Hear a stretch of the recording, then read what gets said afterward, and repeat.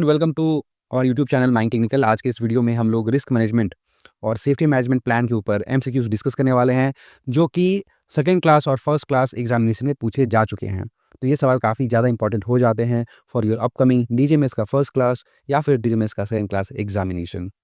यहाँ पर मैं आपको बोलना चाहूँगा कि अगर आपने इससे पहले एसएमपी का पार्ट 1 और पार्ट 2 वीडियो अभी तक नहीं देखा है तो आप उसको देख लें, ताकि उस टॉपिक को समझने के बाद आप इस एमसीक्यू को अच्छी तरह से सॉल्व कर पाएँ। तो चलिए आज का सबसे पहला सवाल की तरफ बढ़ते हैं, जो कि है what do you mean by IAF? IAF का मतलब क्या होता है? Internal action forum, immediate action force, immediate action flag, immediate activated flag या फिर नन ऑफ दिस। इसका जो राइट आंसर है वो है इमीडिएट एक्शन फ्लैग। अगले सवाल की तरफ जाते हैं। Question number 2, the hazard control plans with which colour of flag needs to be accorded with due priority by the agent and owner. बोला गया है कि हजार्ड कंट्रोल प्लान्स में कौन से कलर के फ्लैग को ठीक है ज़्यादा प्रायोरिटी दी जाएगी by the agent and owner. इसका सही उत्तर है ऑप्शन नंबर बी, येलो। अगले सवाल की तरफ बढ़ते हैं। Safety management system a guideline for implementation was issued in which DGMS tech circular number. यानी सेफ्टी मैनेजमेंट सिस्टम का जो है के ऊपर एक गाइडलाइन आया था फॉर इट्स इम्प्लीमेंटेशन, तो वो किस डीजीएमएस के सर्कुलर में मेंशन था? तो इसका जो राइट आंसर है वो है 30 नंबर सर्कुलर ऑफ 2002। अगले सवाल की तरफ आते हैं, जो कि है main emphasis given by 9th conference on safety in mines is on.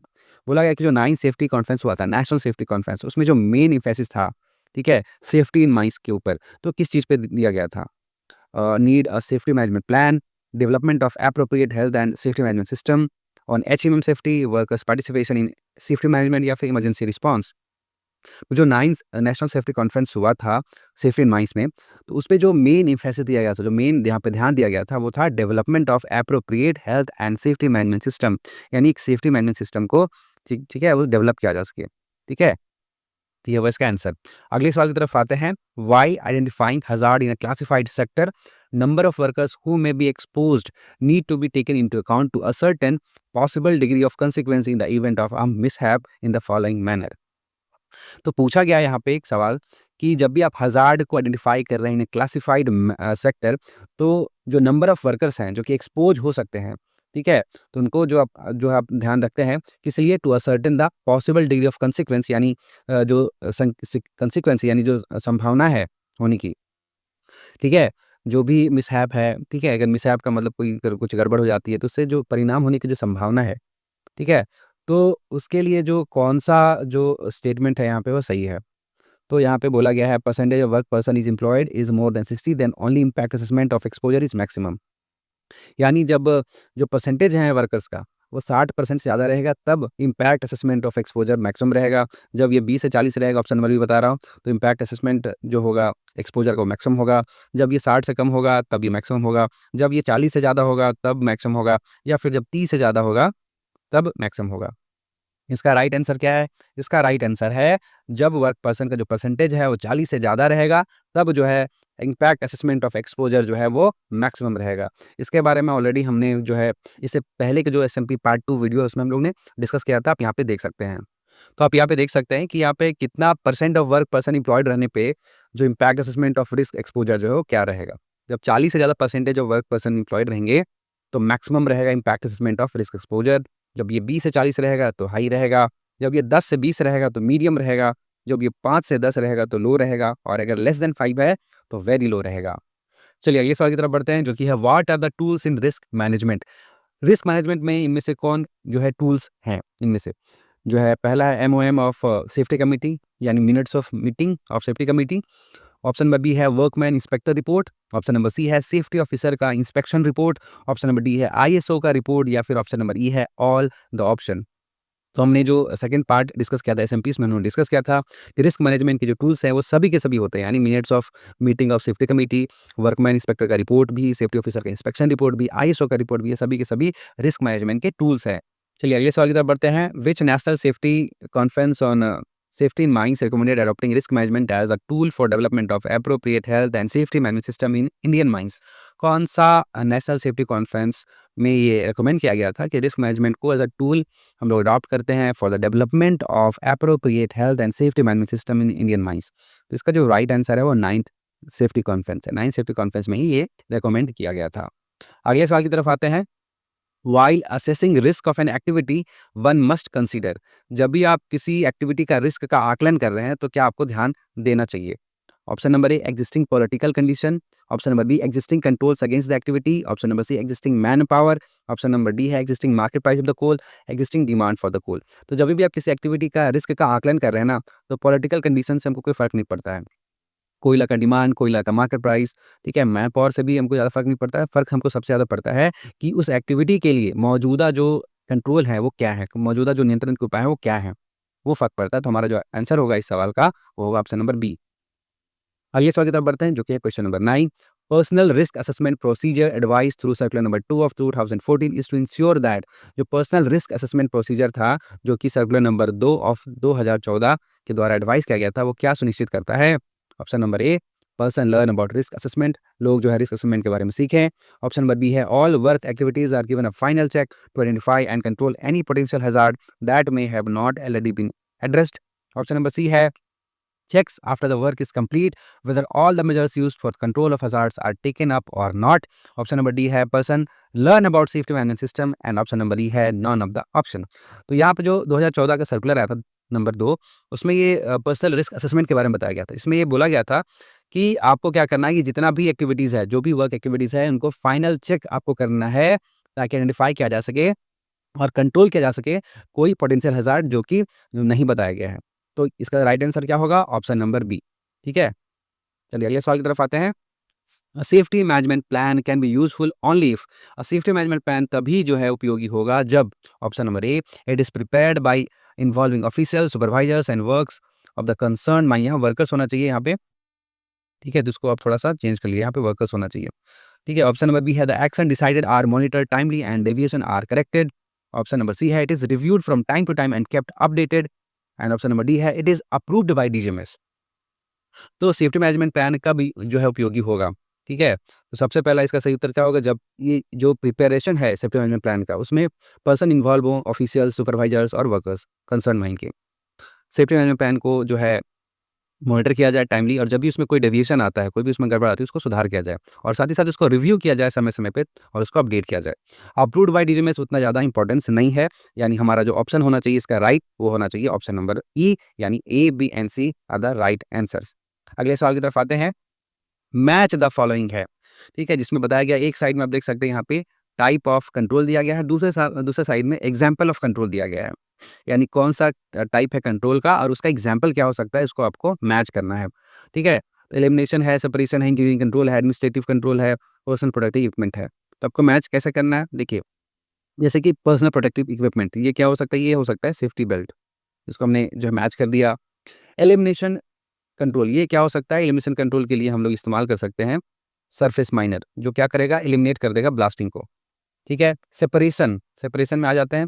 Separation में आपने क्या कर दिया कि जो जो लाइट व्हीकल है, ठीक है? उनके लिए अलग जो है रास्ता बना दिया। बाकी हॉल रोड में जो बड़ी गाड़ी है उनके अलग रास्ता और लाइट व्हीकल के अलग रास्ता। तो ये हुआ एक तरह का सेपरेशन कंट्रोल का एग्जाम्पल।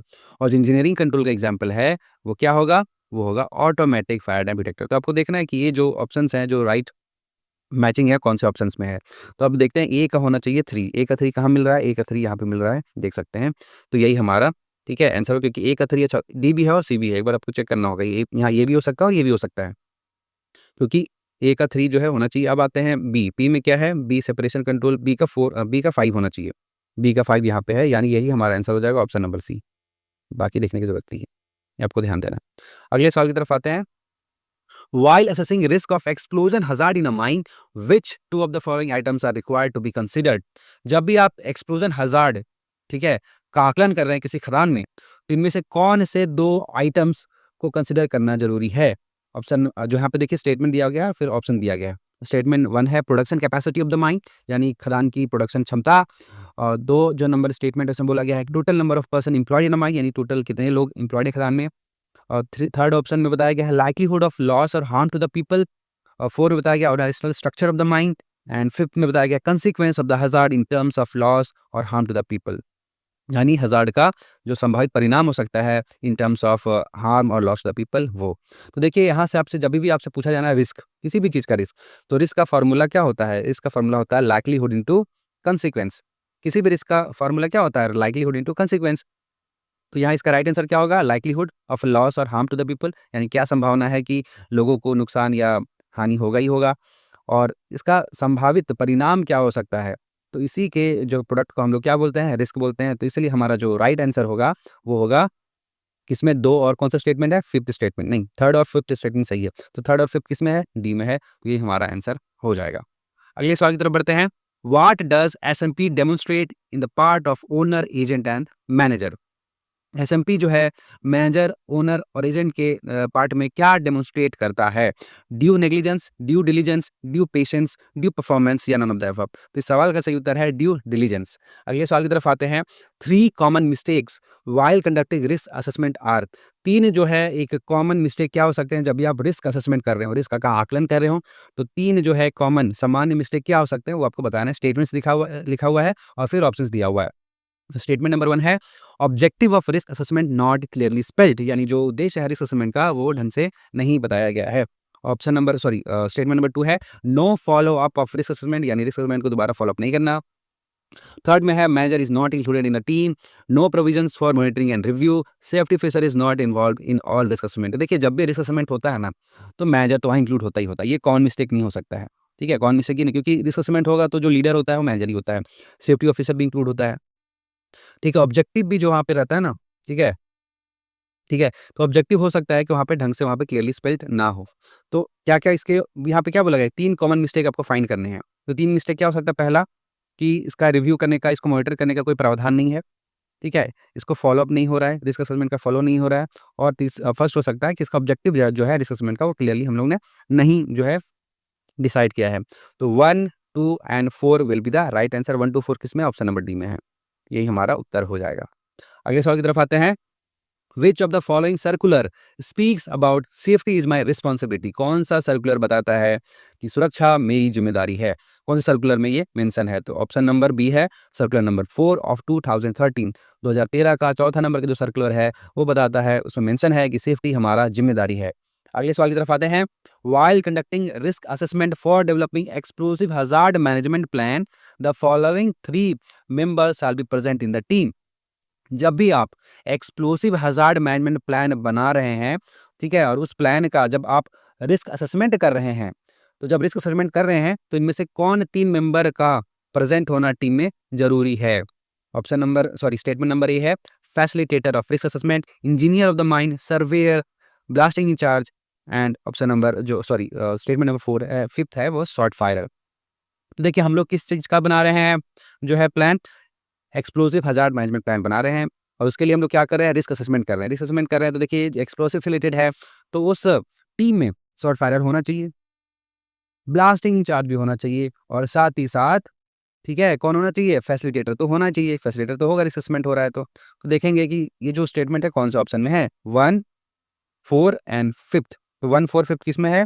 ऑप्शन नंबर ए में है। तो हमारा राइट आंसर क्या होगा? Option number A. अगले सवाल की तरफ आते हैं। SMP is also known as, SMP को क्या कहा जाता है इसके अलावा? Hazard management plan, risk management plan, strategic management plan. Option number D है 1 एंड 2, ऑप्शन नंबर ई है 1 एंड 3। इस सवाल का सही उत्तर है कि एसएमपी को हम लोग हजार्ड मैनेजमेंट प्लान भी कहते हैं और रिस्क मैनेजमेंट प्लान भी कहते हैं। आइए सवाल की तरफ आते हैं। देखिए question number 16, identify from the following characteristic of safety management system which belongs to either. ठीक है, आपको फॉलोइंग जो कैरेक्टरिस्टिक्स होते हैं सेफ्टी मैनेजमेंट सिस्टम के, तो आपको बताना है कि कौन सा जो कैरेक्टरिस्टिक्स है किसे बिलोंग करता है। ठीक है, यानी देखिए ए और बी जो है ना, ठीक है, यहाँ पे आप इसको ऐसा कर सकते हैं कि देखिए यहाँ पे जो ए और बी है इसको अलग कर दीजिए और इसके ऑप्शन से जो अलग कर दीजिए। देखिए rule based safety management system और रिस्क बेस्ड सेफ्टी मैनेजमेंट। ठीक है, स्टेटमेंट नंबर 1 है reactive, proactive, focus in human error, focus on system error, और जो फिफ्थ जो स्टेटमेंट है वो इन्फोर्समेंट ड्रिवन। ये देखिए आपको ऑप्शन में कैसे दिया है, ए का 2, 4 का बी, ठीक है, सॉरी ए का 2 और 4, बी का 1, 2, 5, ठीक है, और ऑप्शन नंबर बी में क्या है, ए का 1, 2, 3 और बी का 4, 5, इस तरह से यहाँ पे ऑप्शन दिया हुआ है। तो आप कैसे इसको सॉल्व करेंगे? तो देखिए ए में क्या बोला 2 एंड 4। देखिए ए का मतलब क्या है, rule based safety management system. Rule का मतलब नियम जो है आधारित सेफ्टी मैनेजमेंट सिस्टम, जैसे कि नियम बना दिया गया है रेगुलेशन में कहीं भी, उसके आधार पे जो हमारा सेफ्टी मैनेजमेंट सिस्टम क्या होगा, कैसा होगा, तो वो क्या होगा, कोई एक रिएक्टिव होगा, क्योंकि नियम बना तब आप रिएक्ट कर रहे हैं। तो ये क्या होगा, ए का आपका क्या होना चाहिए, फर्स्ट होना चाहिए। देखेंगे ए का फर्स्ट जो है किसमें किसमें है, तो ए का फर्स्ट इसमें भी है, इसमें भी है, इसमें भी है और इसमें भी है। तो ये चारों जो है ऑप्शन जो है, ठीक है, हो सकते हैं। ये तो हमारा आंसर नहीं होगा, ऑप्शन नंबर ए हमारा आंसर नहीं होगा। अब और क्या है कि जो रूल बेस्ड सिस्टम होता है, ठीक है? वो आप यहाँ पे ये भी आपको देखना होगा, रूल बेस्ड हम लोग देखेंगे। अब बी का देख लेते हैं। बी क्या है? Risk based. रिस्क बेस्ड जो सेफ्टी मैनेजमेंट सिस्टम होता है, वो प्रोएक्टिव होता है, यानी पहले से ही आप जो है सारा सावधानी, सारा सुरक्षा का चीज़ आप लेते हैं। तो बी का 2 देखेंगे किसमें है, बी का 2 इसमें नहीं है, तो ये हमारा आंसर नहीं होगा। बी का 2 है क्या? नहीं है। ठीक है, 4 और 5 है। बी का 3, 4, 5 ये भी नहीं होगा। ठीक है, बी का 2 और 4 यहाँ पे, यानी ये 2 ऑप्शंस है ना, ठीक है, कौन से ऑप्शंस? ऑप्शन नंबर डी और ऑप्शन नंबर ई हो सकते हैं। अब इसमें से हमको क्या देखना है कि ऑप्शन नंबर डी में जो दूसरा जो यहाँ पे दिया हुआ ए का थर्ड का मतलब रूल बेस्ड जो है, वो ह्यूमन एरर पे फोकस करता है, ठीक है? और इसके अलावा क्या बोला गया? फिफ्थ फिफ्थ में यानी इन्फोर्समेंट पे लागू होता है, तो यहाँ पे ये जो है काम करेगा। और बी में देखिए, यानी जो रिस्क बेस्ड होता है वो 2 एंड 4, 2 एंड 4 का मतलब क्या हुआ? सिस्टम एरर पे फोकस करता है, और ये क्या है? प्रोएक्टिव है। ठीक है, तो क्या इसका आंसर होना चाहिए? ऑप्शन नंबर जो है इसका राइट आंसर होना चाहिए, ऑप्शन नंबर ई होना चाहिए। देखिए, जो रूल बेस्ड जो अपना सेफ्टी मैनेजमेंट सिस्टम होता है, वो रिएक्टिव होता है, और साथ ही साथ ये फोकस करता है सिस्टम के एरर पे। व्हाइल जो हमारा रिस्क बेस्ड जो सेफ्टी मैनेजमेंट सिस्टम होता है, वो प्रोएक्टिव होता है, ठीक है? और ये ह्यूमन एरर पे फोकस करता है, और ये इन्फोर्समेंट ड्रिवन है। तो ये इसका ई जो है इसका राइट आंसर हो गया। चलिए अगले सवाल की तरफ बढ़ते हैं। अगला सवाल क्या है? What are the basic component of HMPs, यानी हज़ार्ड मैनेजमेंट प्लान का जो बेसिक कंपोनेंट्स क्या-क्या हो सकते हैं, वो आपको बताना है। Option number A, identification of hazard, assessment of risk and hazard control plan. Option number B है hazard identification risk assessment. Option number C है identification of hazard, assessment of risk and mock rehearsal plan. Option number D है identification of hazard, assessment of risk and emergency management plan. और option number E है none of these. इस सवाल का जो right answer होगा वो होगा ऑप्शन नंबर ए। हज़ार्ड मैनेजमेंट प्लान के बेसिक कंपोनेंट्स है हज़ार्ड को आइडेंटिफाई करना, रिस्क का आकलन करना और हज़ार्ड कंट्रोल प्लान। ये इसके बेसिक कंपोनेंट है किसी भी हज़ार्ड मैनेजमेंट प्लान के। अगले सवाल की तरफ आते हैं। What is the percentage of effectiveness of risk control method, that is separation. Separation एक तरह का रिस्क कंट्रोल मेथड है, इसका जो परसेंटेज ऑफ इफेक्टिवनेस है वो कितना है? देखिए, इसके बारे में हमने जो है सेफ्टी मैनेजमेंट प्लान पार्ट 1 जो वीडियो बना था उसमें अच्छे से डिस्कस किया है। आप उसको अच्छे से देखेंगे तो आप पूरा समझ जाएंगे कि कौन-कौन से रिस्क कंट्रोल के मेथड्स हैं और उनके परसेंटेज ऑफ इफेक्टिवनेस कितना होता है। तो जो सेपरेशन होता है, सेपरेशन से आप जो है लगभग 50% जो है रिस्क जो है वो आप कंट्रोल कर सकते हैं। अगले सवाल की तरफ बढ़ते हैं। While conducting job safety analysis, it is not necessary to calculate a risk score, consider existing control, identify the hazard, identify the steps in the activity. जब भी आप एंड ऑप्शन नंबर ई है फॉर्मेटिंग, जब भी आप job safety analysis कर रहे हैं तो क्या ज़रूरी नहीं है, ठीक है? तो जॉब सेफ्टी एनालिसिस जब कर रहे हैं तो रिस्क कैलकुलेट करना ज़रूरी नहीं है, या एग्जिस्टिंग कंट्रोल को कंसीडर करना ज़रूरी नहीं है, या हज़ार्ड को आइडेंटिफाई करना ज़रूरी नहीं है, या एक्टिविटी में कौन-कौन से स्टेप्स हैं उनको आइडेंटिफाई करना ज़रूरी नहीं है, या फिर टीम फॉर्म करना ज़रूरी नहीं है। तो जीएसएम में क्या ज़रूरी नहीं है? रिस्क स्कोर को कैलकुलेट करना जीएसएम में ज़रूरी नहीं है। लेकिन मौजूदा जो कंट्रोल के जो उपाय हैं, ठीक है? उसको कंसीडर करना ज़रूरी है, हज़ार्ड को आइडेंटिफाई करना ज़रूरी है, एक्टिविटी में कौन-कौन से स्टेप्स हैं, उनको आइडेंटिफाई करना ज़रूरी है और टीम फॉर्म करना ज़रूरी है। अगले सवाल की तरफ आते हैं। Personal risk assessment procedure advised by circular number 2 of 2014 ensure that, जो सर्कुलर नंबर 2 था 2014 का, जिसमें पर्सनल रिस्क असेसमेंट प्रोसीजर के बारे में एडवाइस किया गया है, उसमें क्या सुनिश्चित किया जाता है? तो इसकी ये क्वेश्चन रिपीट हुआ है। इसमें हम लोगों ने डिस्कस भी किया था कि 2014 का जो सर्कुलर था, तो उसमें ये बोला गया था कि जितने भी एक्टिविटीज़ हैं, उनको एक फाइनल चेक दिया जा सके, ठीक है? ताकि आइडेंटिफाई किया जा सके और कंट्रोल किया जा सके कोई भी संभावित हज़ार्ड जिसके बारे में जो है मेंशन नहीं किया गया है, ठीक है? और ये जो आपको काम करना है, फाइनल चेक करना है, वो कब करना है? एक्टिविटी शुरू करने से पहले, prior to the commencement of activity. यानी जो भी काम कर रहे हैं, काम करने से पहले एक फाइनल चेक आपको देना है, ताकि आप आइडेंटिफाई कर सके कोई हज़ार्ड को और उसको कंट्रोल कर सके जिसके बारे में आपको नहीं बताया गया था। तो ये 2014 का जो सर्कुलर नंबर 2 है वो इसके बारे में बताता है। सही उत्तर ऑप्शन नंबर ए होगा। अगले सवाल की तरफ आते हैं। Which colour codes are used in risk calculator to depict risk level. कौन से कलर का इस्तेमाल हम लोग करते हैं रिस्क कैलकुलेटर में रिस्क लेवल को बताने के लिए? सवाल का जो सही उत्तर है वो है रेड, ऑरेंज, येलो, ग्रीन। इसको आपको याद रखना है तो आप इसको ROYG से कर सकते हैं, रॉय जी, ठीक है? रॉय जी करके आपको याद करना है, red, orange and yellow and green, ठीक है? रॉय जी करके याद कीजिए तो आपको पता चल जाएगा कि कौन-कौन सा कलर कोड इस्तेमाल होता है रिस्क कैलकुलेटर में। अगले सवाल की तरफ आते हैं। As per personal risk assessment procedure advice through circular number 2 of 2014, points like impact, entanglement, piercing, crushing, suction, abrasion, ETC are covered under. जो 2014 का जो सर्कुलर नंबर 2 है, इसमें पर्सनल रिस्क असेसमेंट के प्रोसीजर के बारे में बताया गया था। उसमें जो पॉइंट्स हैं जैसे कि इम्पैक्ट हो गया, एंटेंगलमेंट हो गया, पियर्सिंग हो गया, क्रशिंग हो गया, सक्शन हो गया, एब्रेशन हो गया, वो कौन से एस्पेक्ट में जो है कवर किए जाते हैं? Frictional aspect, metal to metal aspect, dynamic aspect या फिर मैकेनिकल एस्पेक्ट। तो देखिए जितना भी ये सब चीज़ें ना, सक्शन, क्रशिंग, पियर्सिंग, एब्रेशन, ये मैकेनिकल आपको वर्ड भी लग रहे हैं, तो ये मैकेनिकल एस्पेक्ट में आते हैं। इसके बारे में सर्कुलर नंबर 2 ऑफ 2014 में मेंशन है। अगले सवाल की तरफ आते हैं। Risk assessment is possible by, risk assessment की जो है, रिस्क असेसमेंट हम लोग कैसे कर सकते हैं, कैसे पॉसिबल है ये? Identification of hazard, none of the option, estimating the degree of hazard, measurement of the hazard and all three options। जो रिस्क असेसमेंट जो पॉसिबल है वो सभी के कारण पॉसिबल है, यानी आपको हजार्ड भी आइडेंटिफाई करना है, हजार्ड से जो हजार्ड डिग्री ऑफ हजार्ड भी जो है आपको एस्टिमेट करना है कि कौन सा हजार्ड का क्या है डिग्री, ठीक है। इसके अलावा हजार्ड का आपको मेजरमेंट भी करना है। ये सभी चीज़ जो है रिस्क असेसमेंट में आपको करना पड़ता है।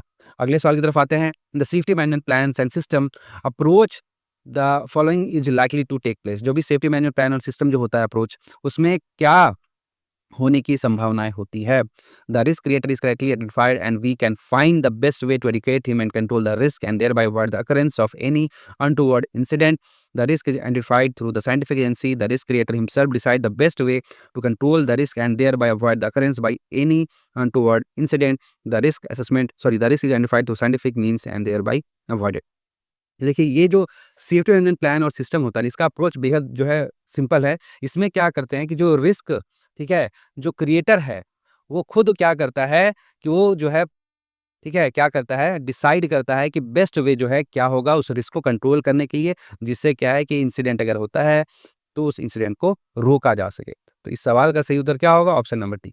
जब भी हम लोग सेफ्टी मैनेजमेंट प्लान सिस्टम के बारे में बात करते हैं तो इसका जो अप्रोच बेहद सिंपल होता है, यानी जो भी रिस्क करवा रहा है, ठीक है, जो रिस्क क्रिएटर है जिसके कारण रिस्क हो रहा है, वो खुद डिसाइड करता है कि इस रिस्क को कंट्रोल करने के लिए, ठीक है, हम लोग क्या-क्या जो है, कौन सा तरीका हमारा बेस्ट होगा, वो तरीका हम लोग डिसाइड करते हैं, जिससे जो है अनटूवर्ड कोई इंसिडेंट होता है तो उसको रोका जा सके। अगले सवाल की तरफ बढ़ते हैं। In an open cast mine following are और is the steps of risk management. Risk management के स्टेप्स क्या होंगे in an open cast mine? Risk measure करना, कंट्रोल को इंप्लीमेंट करना, कंट्रोल डेवलप करना, सभी का कॉम्बिनेशन, और ऑप्शन नंबर ये है हजार्ड आइडेंटिफिकेशन। तो रिस्क मैनेजमेंट में सभी के सभी चीज़ आ जाते हैं। रिस्क मैनेजमेंट में आपका आइडेंटिफिकेशन ऑफ हजार्ड भी आता है, रिस्क असेसमेंट भी आता है, ठीक है, और कंट्रोल भी आता है। तो सब कुछ जो मिला करके जो आता है उसको हम लोग क्या बोलते हैं? Risk management. रिस्क मैनेजमेंट में identification of hazard, risk assessment और साथ ही साथ क्या आएगा? कंट्रोल ऑफ रिस्क, ये भी आता है। अगले सवाल की तरफ आते हैं। As per personal risk assessment procedure advice through circular number 2 of 2014 under the head radiation aspect the following is not covered. जो पर्सनल रिस्क असेसमेंट प्रोसीजर था, जो सर्कुलर नंबर 2 ऑफ 2014 में मेंशन था, उसमें हेड रेडिएशन एस्पेक्ट में क्या जो मतलब कौन सा आइटम जो है वो कवर नहीं किया गया है? इस चीज में है हेड रेडिएशन एस्पेक्ट, ठीक है। Options are UV, infrared, lasers, sunlight, moonlight या फिर एक्सरे। तो देखने से ही लग रहा है कि जो भी हेड रेडिएशन एस्पेक्ट है उसमें मूनलाइट तो आ ही नहीं सकता है। तो इसे आप पकड़ सकते हैं कि पर्सनल रिस्क असेसमेंट का जो प्रोसीजर है सर्कुलर नंबर 2 2014, इसमें हेड रेडिएशन एस्पेक्ट में मूनलाइट नहीं आता है, ठीक है। पूछा क्या गया है? जो नहीं आता वही आपको पूछा गया है, ठीक है। सही उत्तर क्या होगा? मूनलाइट। अगले सवाल की तरफ आते हैं। Personal risk assessment procedure advice through DGMS circular number 2 of 2014 ensure that. देखिए ये क्वेश्चन रिपीट किया गया है, ठीक है। क्वेश्चन रिपीट किया गया है कि 2014 का जो सर्कुलर था उसमें यही बोला गया है कि जितने भी एक्टिविटीज़ हैं उनको एक फाइनल चेक दिया जा सके काम करने से पहले, ताकि आइडेंटिफाई कर सकें, कंट्रोल कर सके कोई भी संभावित हज़ार्ड जिसके बारे में बताया नहीं गया है, ठीक है। अगले सवाल की तरफ आते हैं, ठीक है। हाँ, अगला सवाल है। As per personal risk assessment procedure advice through DGMS circular number 2014, ठीक है, to be looked for in one of the following points does not belong to chemical atmosphere. 2014 का सर्कुलर नंबर 2 जिसमें पर्सनल रिस्क असेसमेंट प्रोसीजर के बारे में बताया गया है, उसमें केमिकल एटमॉस्फेयर में कौन सा पॉइंट नहीं आता है? Presence of any acid, bases, solvent, heavy metals, ठीक है। None of the options fumes and vapours, poisons and particulates, water with reduced oxygen. तो अगर आप पढ़ते हैं 2014 का सर्कुलर, तो पॉइजन्स यानी जो जहर है, जो पार्टिकुलेट्स हैं, वो केमिकल एटमॉस्फेयर में नहीं आता है, बाकी सभी आते हैं केमिकल एटमॉस्फेयर में। एसिड का presence, basis, solvent, heavy metals, fumes and vapour, water and with reduced oxygen, के सब केमिकल एटमॉस्फेयर में आते हैं, पॉइजन्स एंड पार्टिकुलेट्स नहीं आते हैं। अगले सवाल की तरफ आते हैं। Highest risk control method is elimination and which offers lowest risk control. हमको पता है कि हाईएस्ट रिस्क कंट्रोल जो है करने का जो मेथड है वो एलिमिनेशन मेथड होता है, लेकिन यहाँ से पूछा है कि सबसे लोएस्ट रिस्क कंट्रोल मेथड कौन है। पीपी देना, training and administration, administration training, non of the option. तो सबसे जो लोएस्ट रिस्क कंट्रोल का जो मेथड है वो है पीपी देना। ठीक है, अगले सवाल की तरफ आते हैं। ये थोड़ा-सा क्वेश्चन जो है, ये क्वेश्चन रिपीट किया गया है। ठीक है, ये क्वेश्चन जो है हमारा रिपीट हुआ है। ठीक है, इसमें पूछा गया क्लासिफाइड सेक्टर में जब हम लोग हज़ार्ड को आइडेंटिफाई करते हैं, तो जो नंबर ऑफ वर्कर्स जो है, जो एक्सपोज़ होते हैं, उनको ध्यान मतलब रखा जाता है। किस चीज़ के लिए? To ascertain the possible degree of consequence in the event of mishap. किस मैनर में ये किया जाता है? तो हमने डिस्कस किया था कि जब 40 से ज़्यादा % जो है वर्कर्स जो है इन्वॉल्व रहते हैं, तो जो इम्पैक्ट असेसमेंट का जो एक्सपोज़र होता है, वो सबसे ज़्यादा होता है, मैक्सिमम होता है। ठीक है, अगले सवाल की तरफ बढ़ते हैं। हाँ, safety management plan must B dash and dash system. Safety management जो प्लान होता है वो कैसा होना चाहिए? Risk based and reactive. Risk based तो होना चाहिए लेकिन रिएक्टिव नहीं होना चाहिए। ऑडिबल एंड रिएक्टिव, रिएक्टिव तो होता ही नहीं है। डॉक्यूमेंटेड एंड रिएक्टिव ये भी नहीं होता है। ठीक है, रूल बेस्ड एंड रिएक्टिव ये भी नहीं होगा। क्या होगा? Auditable and documented. ये स्पेलिंग थोड़ा गलत है, डॉक्यूमेंटेड होना चाहिए। रूल बेस्ड होता नहीं सेफ्टी मैनेजमेंट। सेफ्टी में हमेशा क्या होता है? रिस्क बेस्ड होता है, रिस्क बेस्ड होता है और ये प्रोएक्टिव होता है। प्रोएक्टिव ऑप्शन में है ही नहीं, तो ये रिएक्टिव तो होगा नहीं। और साथ ही साथ ये डॉक्यूमेंटेड होता है, डॉक्यूमेंट के फॉर्म में होता है। इसलिए क्या होगा? ऑडिटेबल इसलिए क्योंकि इसका हर जो है कुछ समय के बाद ऑडिट इसका होता है। तो इसका राइट आंसर क्या होगा? Option number D, safety management plan must be auditable और डॉक्यूमेंटेड। अगले सवाल की तरफ आते हैं। The hazard control plan with which colour of the flag needs to be accorded with due priority by the agent owner. ये जो है क्वेश्चन रिपीट हुआ है। हज़ार्ड कंट्रोल प्लान में कौन सा कलर का फ्लैग को प्रायोरिटी दिया जाएगा by the agent and the owner? सही उत्तर क्या है? Yellow colour. अगले सवाल की तरफ आते हैं। अच्छा, ये बहुत ईजी क्वेश्चन है। The combination of likelihood of a specific unwanted event and its potential consequence is defined as. किसी अनचाहा इवेंट का होने का संभावना और इसका संभावित परिणाम का जो कॉम्बिनेशन है, जो संयोग है, उसे क्या कहते हैं? उसे कहते हैं ऑप्शन नंबर सी, रिस्क कहते हैं। रिस्क हमारा सही उत्तर होगा। अगले सवाल पे आते हैं। सब्स्टिट्यूशन। सब्स्टिट्यूशन जो है एक कंट्रोल जो है रिस्क कंट्रोल मेथड है। इस मेथड से हम लोग कितना जो है रिस्क कम कर सकते हैं? तो हमने इससे पहले डिस्कस किया था कि एलिमिनेशन से 100% जो है यानी मैक्सिमम जो है आप रिस्क कंट्रोल कर सकते हैं। सेपरेशन से हम लोग डिस्कस किए थे कि 50% हम लोग जो है रिस्क कम कर सकते हैं। सब्स्टिट्यूशन से हम लोग 75% जो है रिस्क हम लोग कम कर सकते हैं। अगले सवाल की तरफ आते हैं। अगेन क्वेश्चन जो है उसी टॉपिक से है कि एलिमिनेशन मेथड जो है रिस्क कंट्रोल करने का, उससे कितना % हम लोग हज़ार्ड का जो रिस्क है वो कम कर सकते हैं? 95%, 50, 90 क्या है? तो एलिमिनेशन से आप लगभग जो है नन ऑफ द ऑप्शन यहाँ पे होगा। 100% जो है आप रिस्क जो है कंट्रोल कर सकते हैं। ठीक है, अगले सवाल की तरफ आते हैं। Risk is a product of. Risk score जो है किसका प्रोडक्ट है, किसका गुणनफल है? तो ये होता है प्रोबेबिलिटी, एक्सपोजर, कंसीक्वेंस।